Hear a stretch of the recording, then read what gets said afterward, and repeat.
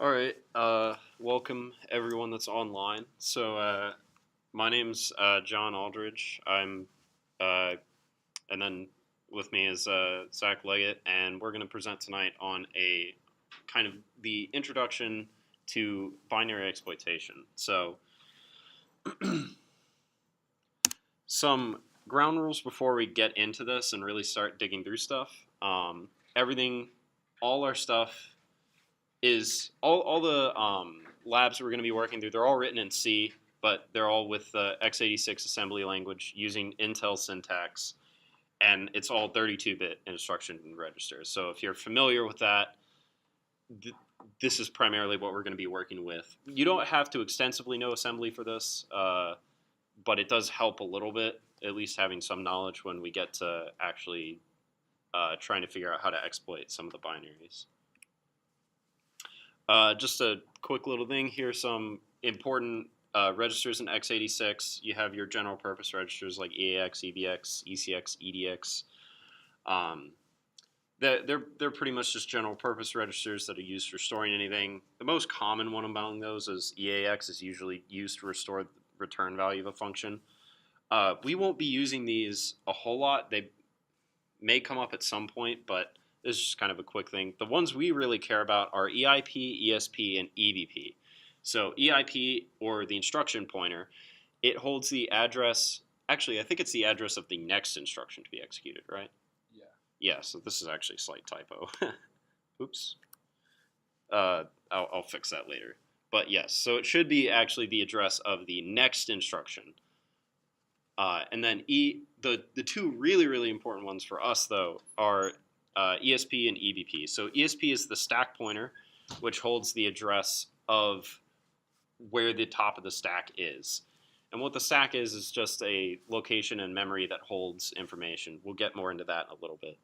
And then EBP is the base pointer, which just points to the bottom of the stack. So basically, if you think about it, the stack, which we're going to be working a lot with, is just bounded by ESP on the top and EBP on the bottom.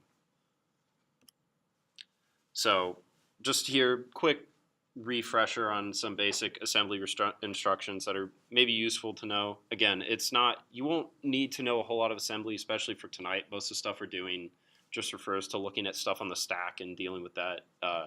You don't really have to know what you're looking at in terms of assembly and pull it apart super hard. So this is just here as a reference for people who want kind of the most common instructions. So one other thing that's useful, kind of preliminary information before you can get into stuff, is Indianness. Again, some of you may be familiar with this, but basically big Endian is the number is stored in memory like it appears. So here, if you have the value 1A, 2B, 3C, when you store it in memory, it gets stored as 1A, 2B, 3C. Then for little Endian, that's where it kind of gets a little bit confusing sometimes. Basically, you store the least significant byte at the highest address. So the value 1A, 2B, 3C will get stored in memory as 3C, 2B, 1A. It basically just takes a value and reverses it. And how it's relevant for us is when we're looking at the stack and looking at binaries, all addresses are actually stored in little Endian. So normally that would make them really annoying to read. However, the debugger we're going to be using, when you print stuff on the stack, it will convert everything to big Endian for you, which is very nice. And then also when we get into passing input to those programs, there's something within Python that will let you input an address as in the normal big Endian way, and it'll convert it for you. So we don't have to worry about that as much. It's just useful to know that that's what it is. So this is kind of the basic thing. What even is binary exploitation? So essentially what it is it's finding a vulnerability in a program and exploiting it to get some kind of unintended behavior, usually malicious. So this could be something like modifying the program flow, overwriting variables, or as we'll get to in later weeks, popping a shell. So this week we're going to start by focusing on buffer overflows, which is kind of the most basic form of binary exploitation. And to add on to that, even within buffer overflows, we have this environment set up to be extremely simplified with like all of your normal defenses for this type of thing turned off, just to show the concept and get people familiar with how this works, and then we'll gradually turn some of those protections on and show how you can get around them and what they do. So if you're any what experience with binary exploitation, we're starting very simple, as simple as we can get. So yeah, binary exploitation can get very, very complicated very, very quickly. So we're starting at just like a very basic level to introduce people to it, get familiar with using a debugger, looking at the stack, disassembling functions, just to get you into it. But yeah, the VMs and all the labs we have set up is very much like we have every protection turned off. There's a lot of ways to prevent binary exploitation techniques, and pretty much all those are turned off. So these type of techniques, at least in this very basic form, won't really work on any kind of real program, which you shouldn't be doing that unless you're given permission to, obviously. But yeah. So in order to kind of talk about buffer overflows and really binary exploitation in general, we have to learn about the stack first. Everyone's favorite. So basically the stack is just a block of memory for storing program information. It stores return addresses for function calls. It stores local variables. Local variables are probably the most common thing that people see stored in the stack. So it's built around a last in, first out data structure. So basically when you put something onto the stack and then you immediately try to pull something off the stack, it will get pulled off in the order. Let me explain that better. Basically, when you put something on, stuff will get pulled out in the same order, reverse order of what it was put on. And it will grow downward. So as you can see here, it grows, essentially in this thing, it would grow up. So it grows from a higher memory address to a lower memory address. And here you can see we have EBP and ESP, our stack and base pointer. Like I said, they're kind of bracket what's called a stack frame, which we'll get into in a little bit. So yeah, here's a bit more information about those registers. Like I said, the stack pointer, it points to what is the top or lower part of the stack. And whenever you add something to it, typically in 32-bit, it'll subtract by a double word. So every time you need to add space to the stack, each increment will be by a double word. And obviously here, it changes positions as you remove and add items from the stack. Whereas the EBP, or the base pointer, always points to the bottom of the current stack frame. Again, we'll get into what a stack frame is in a little bit. And per function, it's always at a fixed point. So that's typically used when you're referencing local variables and other things on the stack. EBP is typically used for that because it's a single fixed point and the offset from that doesn't change. And then obviously, again, EIP, the instruction pointer, holds the address of the next instruction to be executed. So pretty much the two main stack instructions are push and pop. So push will just take whatever value you want to push and just set it on the top of the stack. And pop will just take the value from the top of the stack and store it wherever you're specifying. So they're pretty simple. Here's a short little thing. So we have our stack here. We push 1F. And then if we push 88, it goes on top of that, growing downward or to lower addresses. And then if we pop EAX, now what it'll do is it'll take that hex 88, put it into EAX. However, the value actually doesn't get removed from the stack. It's still there. It's just kind of dereferenced. And if, say, we add something else to the stack, now 123, it'll just overwrite whatever was there. So now we're going to kind of talk about stack frames. So a stack frame is basically the logical section of the stack that's used for execution within a single function. So like I said before, it's bounded by EBP and ESP. So for each given function, your EBP will be at a certain fixed point per function. And if you call another function, your base pointer will move to a new location, and then you'll have a new stack frame set up. And here it contains all the local variables for that function, any arguments that need to be passed to other functions called from there, and the return address for the function that called the current one. Yeah, and then here, whenever you call a new function, it takes information about the old stack frame and loads it onto the stack, and then it creates the new frame and moves to that. So here's a short little example kind of showing how stack frames are made and kind of what the stack looks like when you have a function. So here you can kind of see by the legend, anything in blue is kind of the space for your main function, and then the stuff in red will kind of be for our function one. So here, this is just while we're in main, we're doing stuff. We just have our local variables defined. And then if we get here to, say on this slide, we get to where function one is called. So what it'll do is it'll load the arguments for function one onto the stack and move ESP up to accommodate those.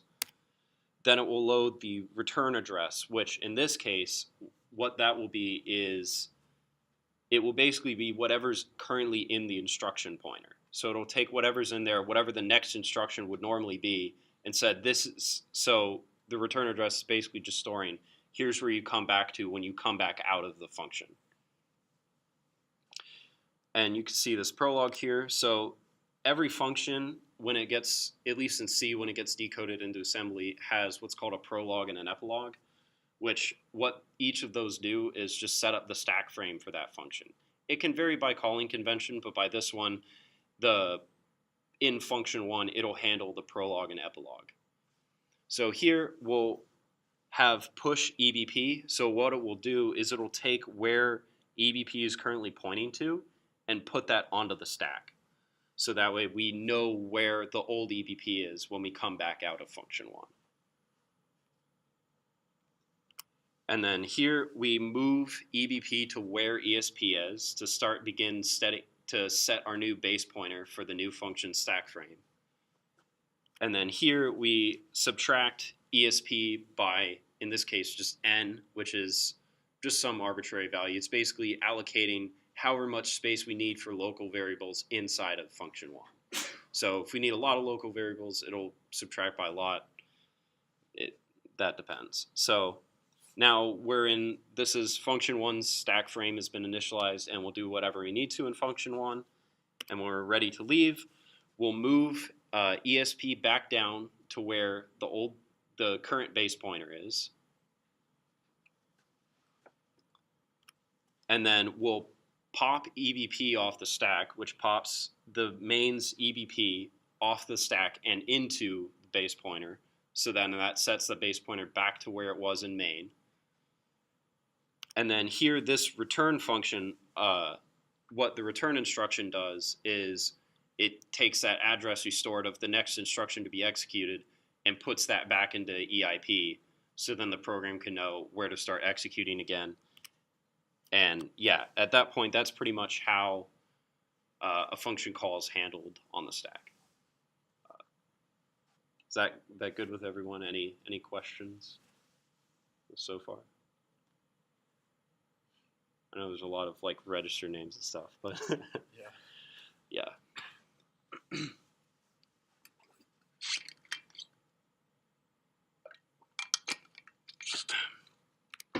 So now that we've kind of talked about the stack a little bit and understand how that functions, we can actually get into the fun stuff. We can actually start getting into what buffer overflow is and how to use it. So what is a buffer overflow? So a buffer overflow works by overflowing a buffer. Very descriptive. So you may ask, what's a buffer? It's just basically a storage area for input to a program, typically. So it's usually like a character array in C. And it's just where you would normally store some kind of input to a program. But why buffer overflow can work is there are a lot of functions in C that don't properly validate the length of the input. So say you have a buffer allocated for 10 characters. Well, some of these C functions don't check for that, and they don't make sure you actually put in 10 characters and cut it off. They will just take in as many characters as you input. So it'll essentially, you can pass in more than it's supposed to be able to handle to overwrite things written onto the stack. And here, why is this bad? Because again, we can overwrite stuff on the stack. So as you kind of saw, we like variables, return addresses, those are all stored on the stack. So if we can write stuff onto there, we can overwrite those variables and change their values or change where the return address goes to. So we could point the program to go wherever we want it to.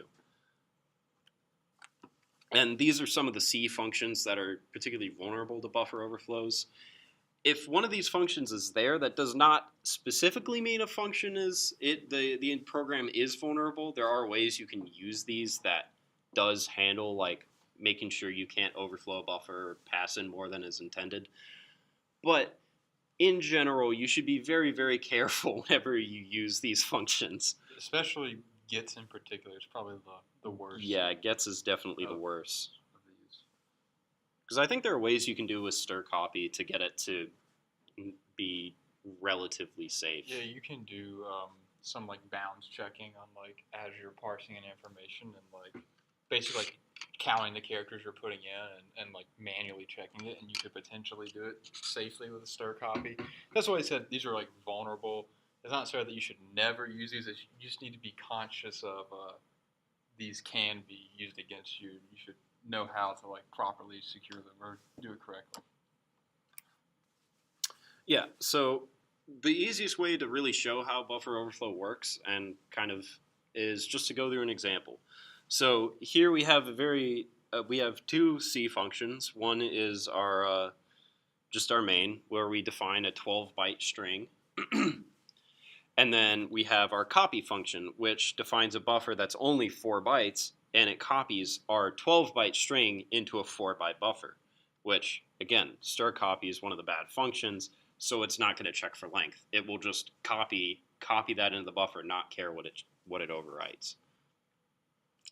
So this is what each of these functions look like, broken down into assembly. That string pointer in main is it's essentially just since this is like a constant variable, it's actually stored in memory somewhere else. So that str pointer is just basically a pointer in memory saying there is a string at this address and this is what the value is. So it's essentially just a pointer to the value. So first started off, just kind of walk step by step through the program flow in assembly and see how it changes on the stack. So obviously here we have our prologue. We push EBP onto the stack. So yeah, and then we move ESP up to EBP to set up our new stack frame.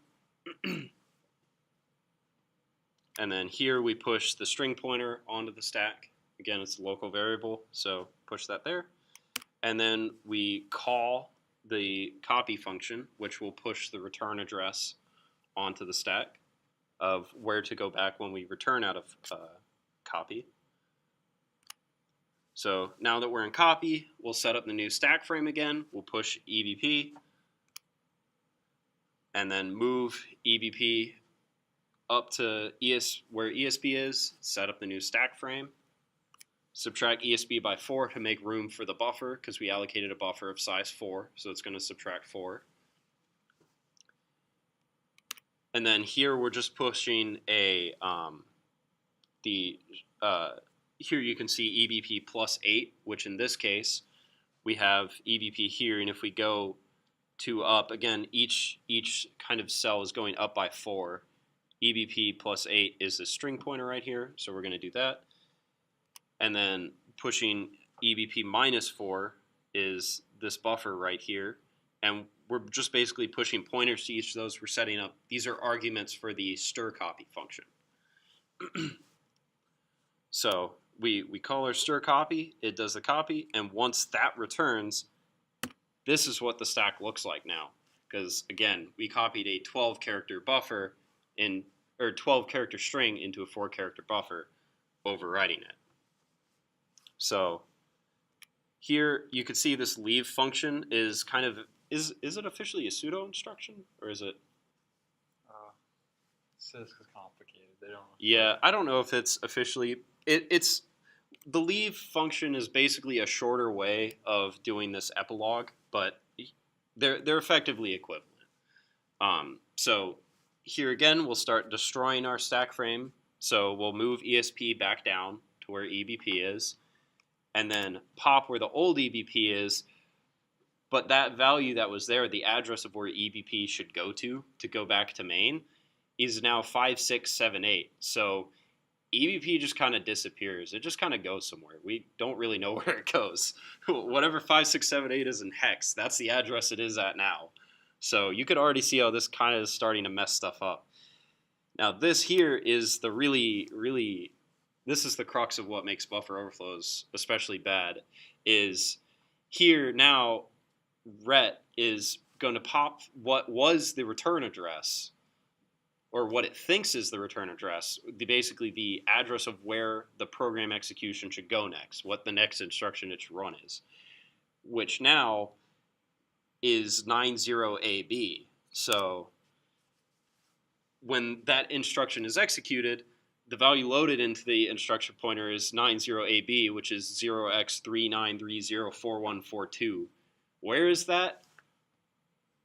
Who knows? It's somewhere. It could be just like some random part of memory that's like complete garbage, and the program could just crash. It could just... And when it crashes, you'll get like the seg fault. Yeah, that's the infamous seg fault error. It'll just die and say something broke. Or it could be, I mean, that could be a specifically crafted value that someone put there to like some part of the program that just shouldn't be run, something that should ever be accessed. So basically, this is why buffer overflows are pretty dangerous, is pretty much if you can get to the return address, the world's your oyster. You could kind of do whatever you want at that point. You can, if you can access the return address, you can basically force the program to do whatever you want it to do when it tries to execute what's there. So, we can swap over. Okay, yeah. Swap over real quick. So Zach's going to kind of explain some of the stuff we're going to do in the lab, which involves using a debugger called GDB to debug the program and view stuff. So. Oh no, we broke it. Not this again. Not. No, unplug and plug back in. It'll work eventually. Oh yeah, just win. Yeah. There we go. Okay. Cool. There we go. Yeah. Yeah. Yeah, so we kind of did that like quick crash course of slides that is kind of boring, but it's mainly there for like, we made these labs, and you're going to want to like reference those slides. They're going to be like very helpful for like figuring out where you're at. So we wanted to like dedicate a lot of this meeting to send a link. to. I was going to say, I'll post a link in the Discord to the slides. Yeah, so because you're probably going to want to be able to like look at them and kind of figure out where you are. So this is like, for me anyways, learning binary exploitation is more of a thing of just doing it, and like you use these to kind of figure out where you're at and spamming characters, and you'll see. So, but the way we're going to actually like see what's going on in stack and memory is by using a debugger called GDB. It's made for Linux. It works with a bunch of different languages, including C and C++. All labs we're doing are in C. And these are just like some GDB setup steps, but if you use the VM that we've made for you guys, it already has like the using Intel syntax, like all that's already set up, so you don't have to worry about that. But if you ever do use GDB on your own, I think it might default to the AT&T assembly syntax. So if you're ever confused, it might be in a different syntax. But the basic usage of GDB is what I have here. Like you just run GDB space the executable that you want to debug, and that will drop you into like the GDB shell. And these are some of the useful commands. I don't really expect you guys to memorize all this. This is more just like reference, but essentially in GDB we can like set breakpoints at certain points in the program. So like John was showing, you have this vulnerable stir copy function, and you want to see like what's in the buffer after that is executed. So you set a breakpoint right after the call to your vulnerable function or whatever, and then you can take a look and see what's going on in the stack. So like I have like this display stack values as it should be hex, not hes, but this is like one of the main commands you'll use. But you can also look at any register you want. So if you just want to like see like what's in this register, what's an EIP or whatever, you can do that. Also has this really useful thing where it can actually disassemble a function for you and like show the assembly for it. So that's really useful. And then I have this note here, something that is kind of confusing is like if you want to hit like the C like quote unquote main is actually labeled underscore main in GDB. So like that's kind of the equivalent of what you'd see like your main and like your C source code. So like that's a good place like typically start is like if you get some executable and you don't know what it is, you run like the disassembly on main and they'll kind of give you the instructions normally like labeled and kind of tell you can kind of see what's going on in main. And then you can get information on the stack frame and so on. And then the last thing is this is how you can like run arguments within GDB.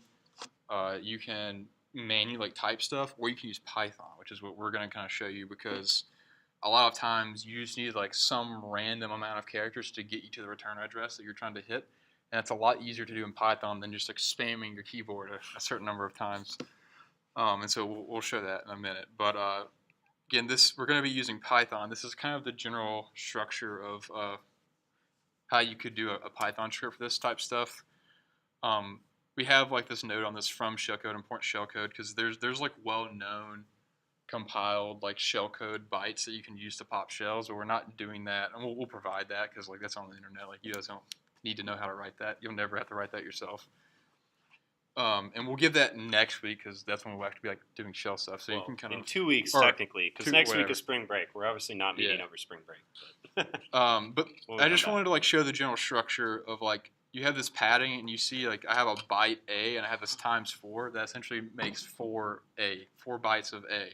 So that's really useful when like you're trying to figure out exactly how much padding you need. And then like John said earlier, addresses are typically they need to be stored in like a little endian. And so that's what struct.pack is used for.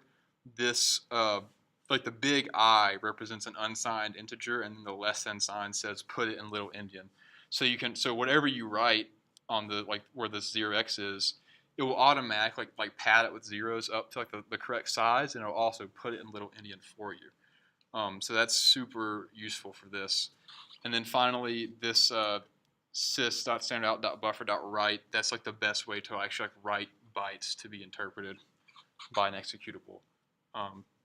But yeah, and then here's kind of a rundown of the labs we're going to go through. I'm going to kind of like walk through target 0, which is like a super basic one. But does everybody have like either have the VM or like have a MacBook with the VM so you can kind of like do... Wait, we didn't say what the password Yeah, is. the password is password. All Yeah, lowercase. password Very is secure. password, all lowercase. Yeah, sorry about that. I just realized we didn't get that. Oh. You probably should put that in the Discord. Yeah, password is password, all lowercase. And so it'd probably be useful if you guys want to like do target 0 kind of with me as we're doing, like we can figure some stuff out together. And then we have like target 1, 2, and 3, like the other labs we have that kind of incrementally step up what you're doing. We'll talk about those more a little bit later. So is everybody like have a VM up and all that? Like, is everybody able to get into the VM? Everybody good? I'm gonna take that as a yes. If you want to like open something in this VM, if you click the Activities tab, that kind of pulls up a little sidebar, and you can click your terminal icon. But once you have a terminal, if you do a little ls, you'll see there's a directory called targets. Make that a little bigger. Yeah.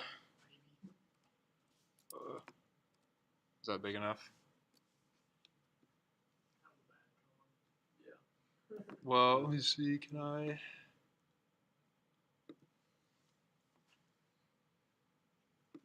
Give it a white background. You light. It hurts me. It physically pains me. But is that big enough? Can you guys read that? Let me resize this a little bit. It's kind of like, so I can have the whole thing.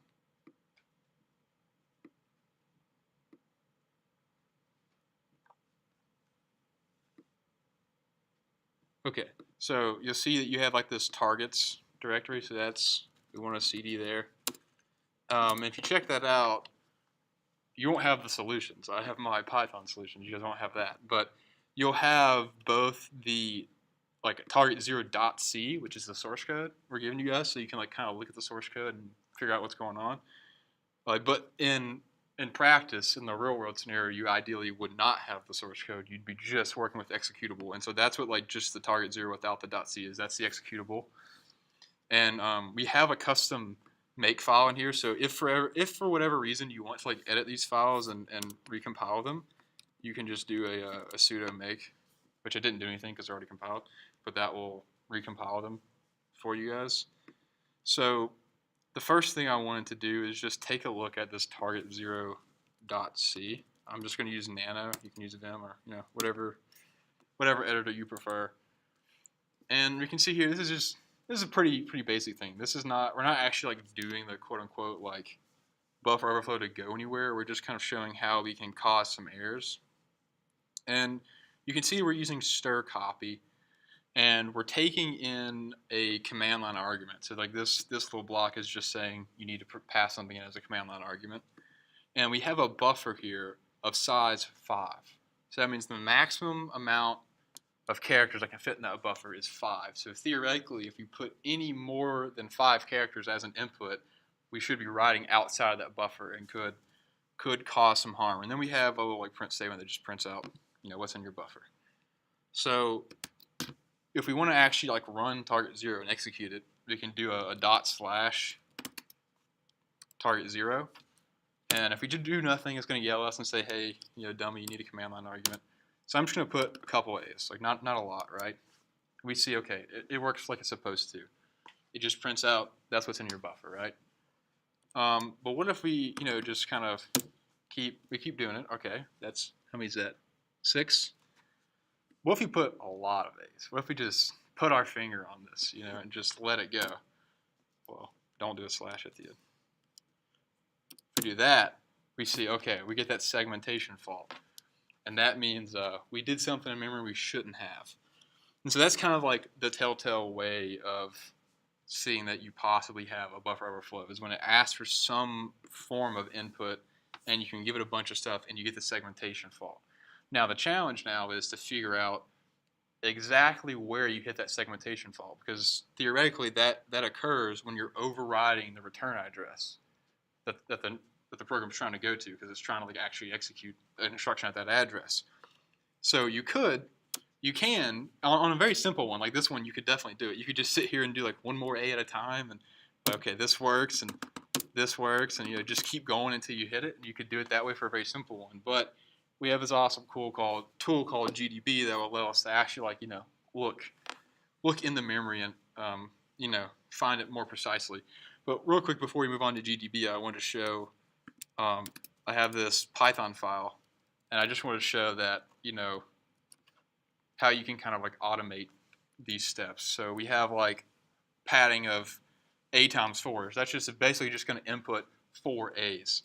So like we did here, if we just do 4 A's, you see like we get the buffer holds 4A. And to run a Python file as a command line argument, you just have to do this little $sign and then parentheses, and that tells your like terminal, your shell, to interpret what's in those parentheses actually as a command rather than like just the text Python 3. So if we type Python 3 and then my sol0.py, you'll see we get the same output as just manually typing for it, because it's just typing in A's for us. And so we can edit that and make it easily do like 100 A's, and then if we redo it, we'll get that and it'll automatically do like a bunch of A's for us. So that's definitely going to be useful in the labs. And again, we have that kind of template on the slides, and we can post in the Discord, so you don't have to like I was going to say memorize I'm actually putting the slides right now for each, because they're slightly different based on whether it uses like gets or stir copy, how you pass it in as an argument. Oh, that's the other thing I was going to show is you'll see in target 3. So target 0, 1, and 2 all use like stir copy, the same thing. In target 3, I actually use gets in this one, which is down here. And so the way gets works, it takes it in more as like in a prompt rather than like as a command line argument. So you'll see if we do target 3, it kind of just like waits for you to type something in. You do like that, and then it'll tell you something. And so you have to like give the input a little bit differently. Like if you want to like automate with a Python script. So rather than doing the whole parentheses thing, you just can pipe the input. So I'm just going to do the sol.py, which is like the 100 A's. I can just pipe it into it, and it'll like automatically, give a bunch of A's in there. And you see we hit a segmentation fault because obviously it's vulnerable. Again, all that's in the slides. You don't need to remember that. Just kind of so you know. So let's take a look at this target 0 in GDB. So again, to get in something to debug something in GDB, all you do is type the command GDB and then the name of the file you want to debug, which target 0. We hit enter. And you kind of get this little like GDB shell. You'll see like the GDB on the left here. And to get out of the shell, you can either just type quit or just letter Q for a little shortcut. So that's how you can get in and out of it. Yeah, I was going to say, a lot of stuff in GDB, if it's like, placing a like breakpoint, you can just do B. Or like run, you can just do R. A lot of the very common stuff you can do by just typing it, whatever the first letter of what you want to do is. Yeah, we'll get there. So let me go back to my slide of commands here and see. So kind of where you can start. If you don't know anything, maybe you want to start by just listing all the functions. So you have like this info functions command here. So if we just start with that, that's going to show us every single function in this like compiled assembly, or this compiled program. So when it has like a long list of things, it'll try to page it for you. If you just click C and then enter, it'll actually dump all of it, and you can just scroll up and look at it. So you can see there's a lot of functions in this. Whoops. And normally, like I said, where you kind of typically want to start is with like your quote unquote main, and that's represented as an underscore main in GDB. So if we do, remember this dis-as, this is just short for disassemble. I don't like typing out the full word, but you can do dis-as and then any function name. So we can just do underscore main, which corresponds to like the normal main function. And you'll see this looks pretty similar to what we saw in our, let me go back over here, I can see. Nano. So we can look, kind of compare this to our source code. We have this like if statement and stuff, we don't need to worry about that, but like, we see like the printf, like it's pretty good about labeling stuff for you, so like that, that's down here. And so like stir copy in particular uses this, where is it? Oh, stir copy is it didn't get labeled, but we can kind of tell by the flow, because we have the source code, that okay, right before this printf function, we see we have a stir copy, so we can just kind of look at the calls of the functions. We can say, okay, that's printf, this kind of comes before, that's probably our stir copy. And when you're doing this blind, you also see like, I also have like this F right here. But when you're doing this blind, it's kind of like a trial and error process. Like you'll just naturally get better at picking out where things are. But you would say, okay, there's some function I don't know. Let me just break after that and see what's in it. But for the purpose of this demo, I can just tell you that this is where like the stir copy stuff is happening. So what we want to do is we want to see what's in the buffer right after that's called. So we want to actually like break or stop the program as soon as we hit this next instruction right here. And the way to do that, you can break on a particular address. So I'm actually just going to copy. Well, there we go. Copy that address, and then you can either type the word break, or you can just do B for short. And then if you want to like break on like a function or something, I could just type break underscore main. That would break anytime I hit the main function. But if you want to do a particular address, you give it a star to tell it like this is a pointer to a particular address. And then you can just paste whatever address you want to stop at. So when I do that, it tells me, okay, you got a breakpoint set. So anytime this program hits this instruction, it's going to stop. It's going to pause and say, okay, I'm letting you, the user, look at it and determine if I can continue. So now we've kind of got a breakpoint set, so we want to take a look. We want to run this now with some input and see what it looks like. So to do that, you just use the command run. And for a normal command line argument type thing, you can just type in the args. So I can just type in A's right here. And that's the same way as just running on the command line with the args. You can also do the Python thing, like if you wanted to do your $, Python 3, whatever, you can do the same thing. But just for the simplicity of the day, I'm just going to put 4 A's in there, right? And it'll tell you, okay, it's running. And right here we say, okay, we hit our breakpoint. We have this breakpoint set at this address in main. We hit that, so we stop. And back in the slides, the next kind of thing I like to do is displaying the stack values. And so this, let me break this command down a little bit. This is what you're doing. This is what we're doing to look at the stack values. And essentially it's saying this X corresponds to hex. And we want to see like the top like 100 bytes starting from because the stack grows what? From high to low. Yeah. So starting from the lowest address, show us like the top 100 bytes. And then we're using this because remember the stack pointer points at like where the quote unquote top of the stack. So we're saying from the stack pointer, show us the previous like 100 bytes. So that'll show us like the 100 bytes that are on the stack, and you can change that number to wherever you want. If you want it to be like only like 10 bytes or whatever, I just feel like for me when I'm doing this, generally 100 is like a big enough range where I can kind of see a lot and figure out what's going on. Because depending on where you're at, like depending on where your breakpoint is, like if your breakpoint isn't very precise, then you might be kind of far off. But if you have like that big window in the stack, you can still typically figure out where you're at. So I'm gonna do my I think it's a forward. yeah, it's a /. I was like, that isn't. X 100x. Wait, there's not a slash in there, right? No, it's not. Okay. And then $, stack pointer. So you see, this is the top. Like this is the our lowest address from the stack pointer, and so characters are represented as their hex values on the stack, right? So if we were to, go here and say ASCII to hex, and we put an A in here and convert it, it'll tell us that A is represented by hex 61. So we put 4 A's in there. So that means we're looking for like 4 61s side by side, and that's how we'll figure out where we're at.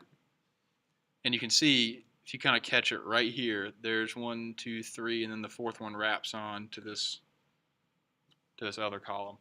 So we can see this is where we're at in the stack, right?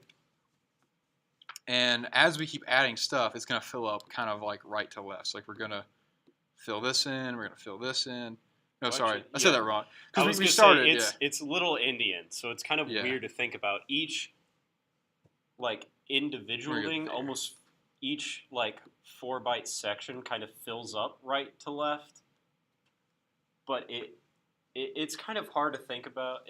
It's a little bit confusing. Well, but this particular example is confusing because our buffer kind of started in the middle. Yeah, it starts in the middle of like a word. So yeah, this is actually the first 6-1. Yeah, so this is the first 6-1, and then this is like the second, the third, the fourth. So if we put a 5th, it's going to go here. Because again, everything's stored in Little Indian. It just changes it to Big Indian, so it's easier to read, and we can.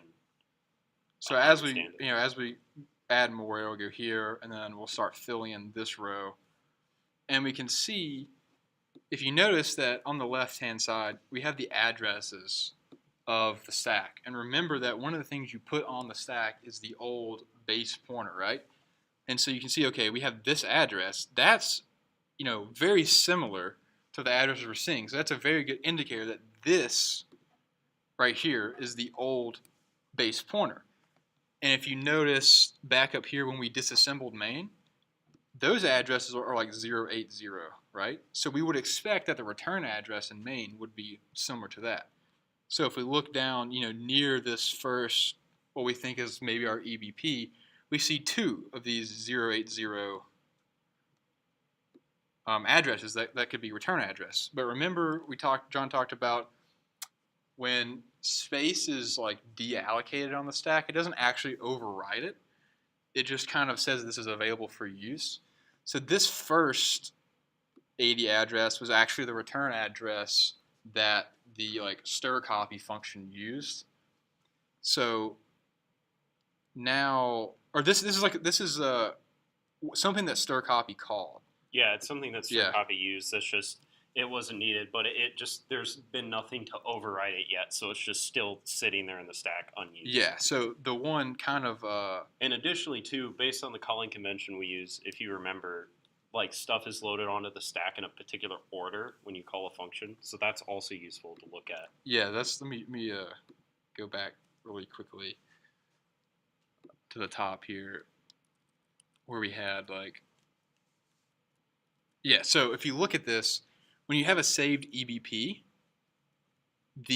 well, that one's probably not super. Well, no, this is what I need to show. So when you have a saved EBP, the actual return address for that function should be higher. Should be a higher address. It should be right above it. Yeah, than what your saved EBP is at. So the reason we can know that this 80 is not what we want is because this is a lower address. Like it's growing this way. So this is one spot higher in the stack, this 80 address. So that's how we know that this is the actual return address that stir copy is using. This is what essentially we're going to want to overwrite to hijack the program flow. And when we hit the A's here, this is what's going to like start causing the seg fault to occur. So let's just run this again with some more A's and see where we're at. So if you do it, you can just do run again and then change your arguments or whatever, and it'll say, do you want to restart from the beginning? Yeah, we want to restart, and we'll hit the same breakpoint again. And if you look at the stack again this time, you can see here's the first A we entered, and that stretches all the way across to here. So we can see if we add one more A, then we're about to hit the old EBP. So let's add like 2 more A's. And then with that, by adding 2 more A's, we should be overriding part of this address. So if we add 2 more, yes, same thing. And boom, there you go. We can see that right there. We're finally overriding part of this address, and we can see you can kind of count. If we add 1, 2, 3, 4 more, we'll start overriding the return address. So 1, 2, 3, 4. Yes. Look at the stack. Then you can see, boom, there's our first one. So hypothetically, this amount, here to here, if we just do that many A's, we shouldn't cause a seg fault. It should be 1 more than this, and we can test that. So this is groups of 4, so 4, 8, 12, 16, 17. So let's try just doing 17 A's. So let me do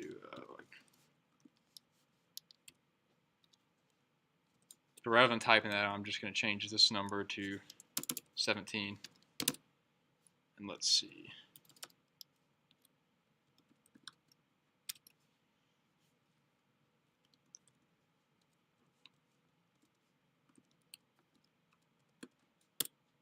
Oh, no, because we overwrote the EBP. Yeah, we overwrote EBP, so it'd be actually 4 less than that to not cause a seg fault. But we're still calling it a seg fault, but we're not actually altering the program flow by hitting that EBP. We need to hit the this 0x80. So if we subtract, 4 from that. Yeah. Yeah, because it's trying to restore that. Okay. Oh. Still seg fault. Hold on, let me. Yeah, it should be 12, not 13. Oh. Yeah. Yeah, there you go. So we determined that like 12 is the point at which we don't cause a seg fault, so we know 4 more than that will align us with that return address. So hypothetically, if I wanted to, let's see, add this to 16, and then I can do this address.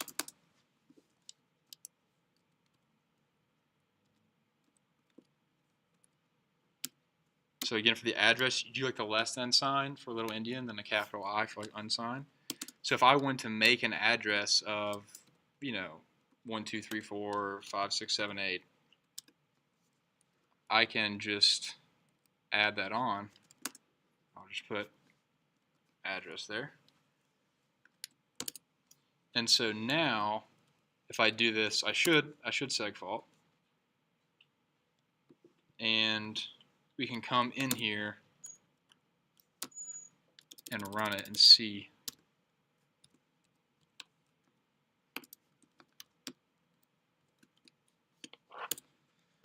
Yes. And now you can see that actually, I had a little too much. Yeah. Oh yeah, it was. We needed one more. Oh, because we had One 17 more. before, yeah. Yeah. So we needed one more.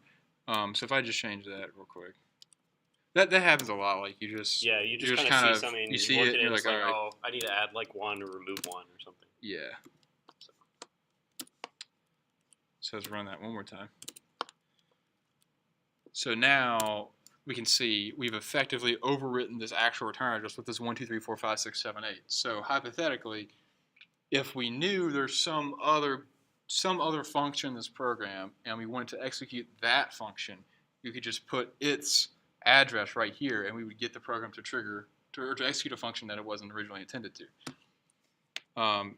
And speaking of that, if you wanted to like find out where something's located, like if you want that address to execute something, you can do info ADDR, or a short for address. So like if I wanted to find out where is main at, I can do this info command. It'll tell me main is here. So if there's some other function you want to get the address up to put it, in your buffer overflow to execute something, that's what you would do, and that's on the slides. So that's kind of like the overview of how this kind of works. This is kind of the process of, getting in GDB, setting a breakpoint, running something, seeing what happens, changing it, running it again. You're trying to hit a certain point. And so now we'll kind of like turn it over to you guys, or I'll show the first kind of like lab, target 1. Essentially, you can see that we're accepting some string of 10 bytes, and we say, okay, we're checking if, so we have another variable, right? So we have, where's always hello? So this string copy right here, this always puts the string hello into the variable always hello, and then we accept some input from the user. And if that string remains as hello, then we print I say hello. But if you as the user can somehow change this string right here to say goodbye, you'll get a different message. So kind of your goal in this lab is to overwrite what this variable has in it. Like instead of saying hello, make this variable say goodbye, and you'll get a different message. So that's essentially what you got to try to do. Yeah. I know it's kind of like a lot, but yeah. I would encourage you to try it and just ask questions, and it'll be easier for us to just kind of let you play with it and show you things. Yeah. I mean, is that kind of went over really just the main flow with a lot of these is usually find where it is you want to do stuff. Again, usually right after vulnerable function, or right after you copy something in the buffer, just look at the stack, see what you input and see what it looks like on the stack. Put this back. I'll leave this. Yeah, here, this is very useful because that's probably the most useful thing to have. And like I said, we'll get you guys to try it and ask questions. If you have any questions, feel free. Don't expect you guys to be experts or anything. We just It's kind of a little bit complicated, and it definitely takes some time to get used to. Yeah, that's the challenge of trying to teach this is it's a really cool concept of and we'll get to in the next after spring break where we're actually getting shells on systems just by having some random executable we can give some input to. It's a super cool concept, but it's super low level and technical to get to that point. So we're trying to start off somewhat simple. But yeah. Yeah. Get my water.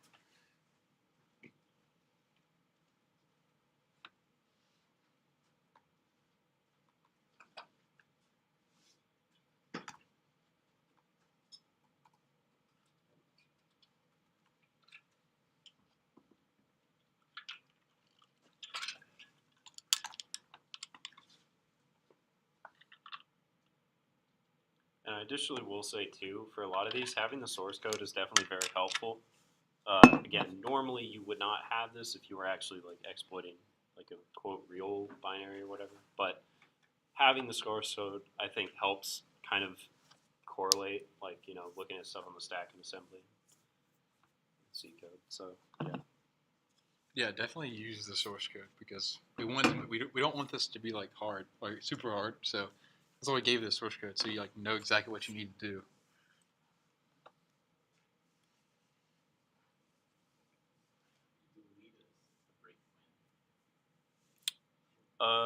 That's a good. There's a way to like.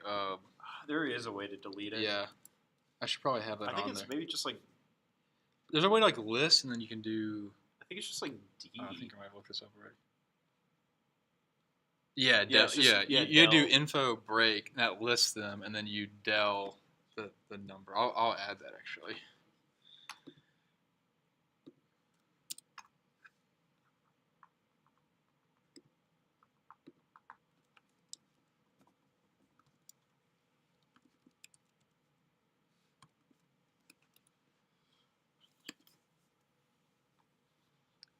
I think it was just info break.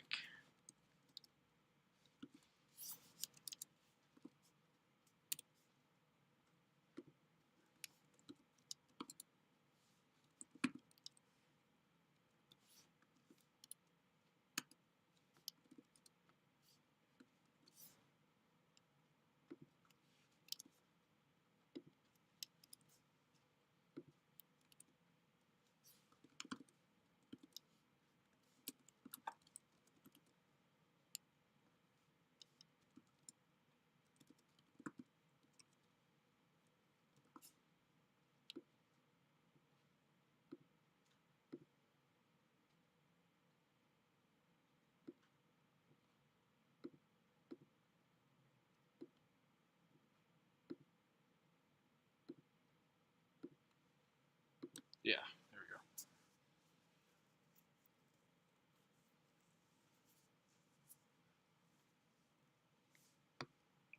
On this from.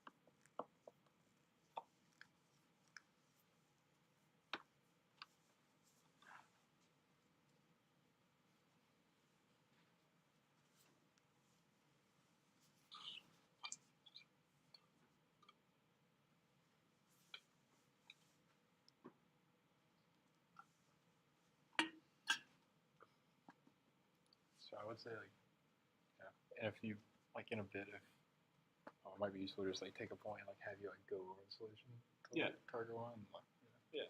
Okay. I don't know if you want to do that at a certain time, but At some point. I don't know, let people work on it. yeah. Yeah, because I will say, especially too with this one, the source code is especially helpful in figuring out how much padding and stuff you need to put in there. Yeah, because it's got a lot of if statements, which can be kind of nasty Yeah, in so assembly. But The disassembly for this is kind of gross. Honestly, if you're struggling like where to put a breakpoint or whatever, I just kind of like put it somewhere toward the end-ish. Well, where would I put a breakpoint?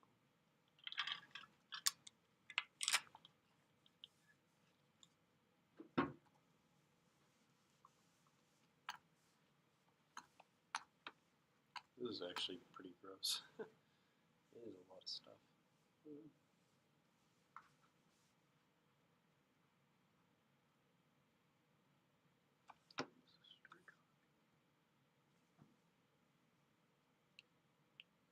I don't remember.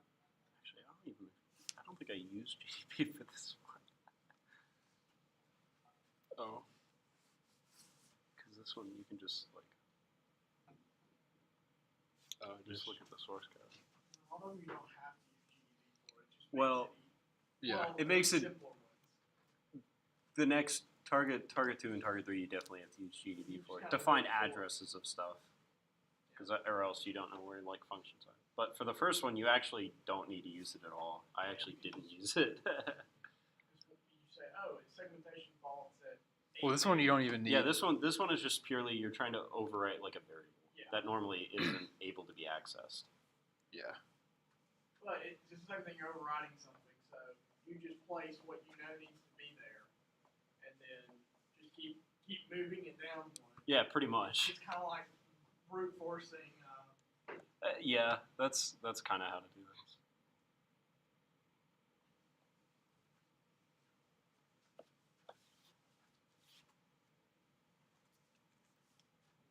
The more protections that go in there, you can't do that. But Yeah. where you override a stack canary. Yeah. Yeah.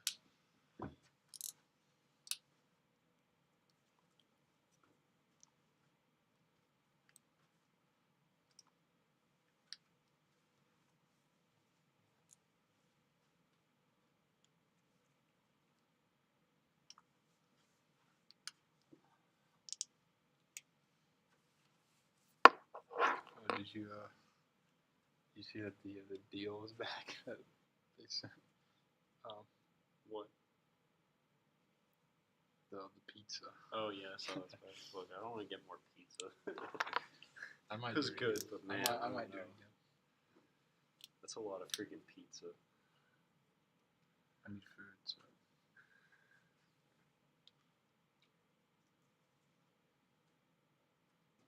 Yeah, we were talking about. They did it last week too, but if you have like T-Mobile, they do like, I don't know, like it's called T-Mobile Choose That. They're giveaway stuff, and they're doing a thing where like you can buy one Little Caesars pizza, get another one free. They did it last week too, so I did it and lived off of pizza for like 4 days, and might do it again. Yeah, it's cheap. Man, I don't know if I can do it. Man, it's Little Caesar. Like, it's free pizza, but it's Little Caesar. Like, it's not bad, but it's like. No, I went there the other day and I used the Campus Cash coupon. I used the Crazy Bread and the pizza. Me and you split it. It was like $2. Yeah. Dude, It's so they're absurdly cheap, look, but it's like. their pizza portal is ahead of its time. That's good technology. Oh no, it is. I love So they essentially have a system where like if you order into the pizza portal, they just when your pizza's ready, they just give you a code. It's like in like you know like the Amazon boxes that you can just like go put a code in. It's like that, but it's like a heated box. They stick your pizza in, you walk in, hit your code, get your pizza, walk out. Don't have to talk to anybody. Keeps it hot. Like, It's warm. it's great. It's good technology. Yeah, I don't know where these other pizza places. I, You did. I actually did because I did the deal. It was pretty good. It was definitely still like I might try this. it was better than like regular Little Caesars pizza, but it was still like I ate like a few pieces. I'm just like I feel like I ate like a gallon of grease along with that. Like I feel kind of bad to be honest. I always whenever I eat, It's cheap. It's cheap pizza. it's so cheap. that's I don't understand how it's so cheap. Like, There's something The prices are going up. They are going up. Yeah. You know the $5 like Subway deal almost put them out of business. Yeah. Like that's why they don't have like the $5 footlongs anymore. So I'm maybe that's why Little Caesars. You're is- raising their price. Subway's got that business model where they just put one Yeah, they just put every them 5 miles. literally everywhere. Yeah. Yeah, but their pizza's pretty good. Subway? Yes. Can't Oh say yeah, they I've have like a ever little had- small like. Yeah, I can't say I've ever had pizza. I haven't had one Somewhere. in Subway. years, but as a child, I did consume them regularly. I don't know. The whole reason Subway's everywhere is because they're franchising really cheap. I think so. It's really cheap. Like, Why else would they be in like every fast food? Yeah. And every like Walmart, like half the Walmart to Subway. Hey, Walmart brings in people. Why not put I mean, true. They stopped doing that as much. Yeah, now. they- But they used to like I remember a few It years used- ago it was like Subway everything. McDonald's. It was Yeah. like every Walmart would have Or at least one of those. Or Yeah, or both. both. Sometimes they have one on each end. Yeah. the Taco Bell, KFC. Taco chicken. Have you ever been to one of those restaurants? Yeah. I live at the one above my hometown. We had a KFC and A&W. No, I have not. Just taco We had a chicken. KFC / A&W. I don't know if I've seen a whole lot of I've seen the A&W Long John Silver's. Which is a curse combination. That is I've a never really heard of. strange combination. I've never ate that. Me neither. I actually haven't either. We only got the KFC part, not the A&W. And then the A&W closed, and I think now it's just a regular KFC. No, actually, I think the KFC closed. I think it might be Milo's now, but I can't remember if Milo's opened a new place or not. I think it's. I don't know. What is Bo Nix gonna do now? He's out of the land of Milo's. Oh, true. Yeah. I love seeing people around campus with the Bo Nix shirts, and I'm just like, yeah, We're a basketball school now. exactly. Who cares about football? Has anybody made any progress? Anybody like have any insights for this first lab? I just spammed 0 until it told me Told goodbye. you goodbye. Well, I Wait, mean, Wait. difference. Oh, wait, really? Well, I mean, I put the goodbye at the end of it. yeah. Oh, exactly. yeah, That's okay, the- okay. the buffer. That's exactly Okay. what you're supposed to do. Yep. Yep, that's right. Like I said, this first one is very much a very strong hint. Is honestly, you don't even have to use GDB. Like, Do you want to go ahead and like show this Yeah, one? yeah, yeah, I can sure. swap out. yeah, every time we swap, it's gonna 50-50 we'll- shot. Is it gonna work or not? Will it work? No. Oh. Oh, wait.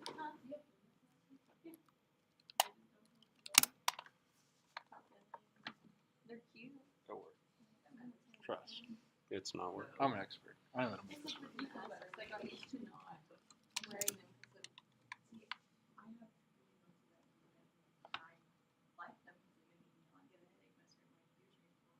My It's not. Come on. John, why would you do this?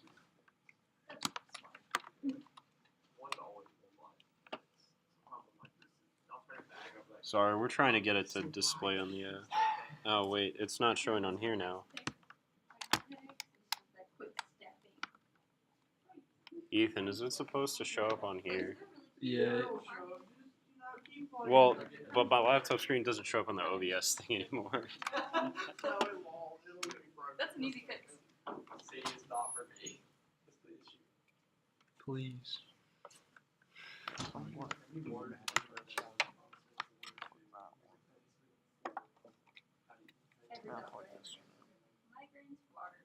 No.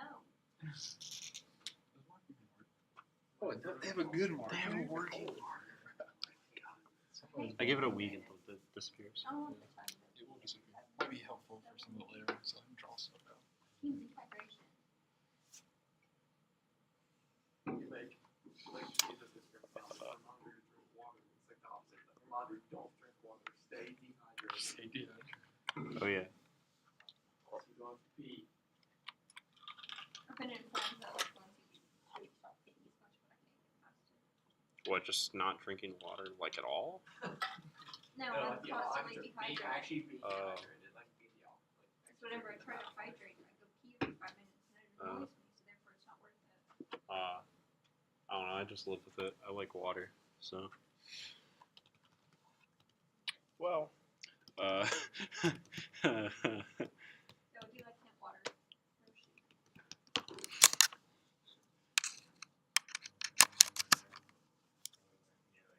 All 4 years of high school without ever using that. Wait. Oh wait, that's the USB. I was like, wait, confused. I mean,